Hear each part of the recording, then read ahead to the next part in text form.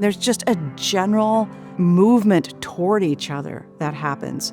That's regardless of the actual subject matter that was discussed, and it leads to a further knowing of a person as a whole person.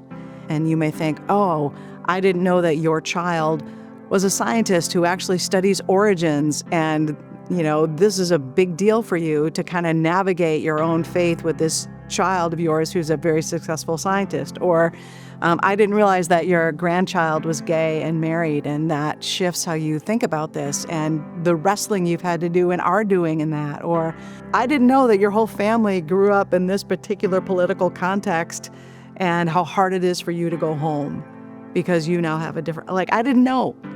And once we know each other's stories, the compassion blooms out of that.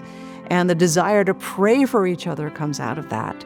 The desire to move toward each other comes out of that. And so what I've seen in these small groups moving on is exactly what you would want to see as someone who's invested in Christian formation.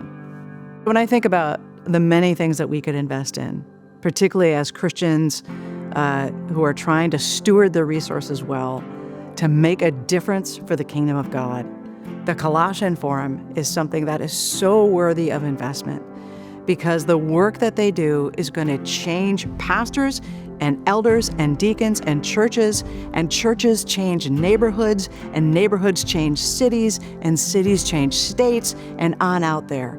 There is a ripple effect that comes when you change a church, when you invest in people and say, this is how you can do conflict.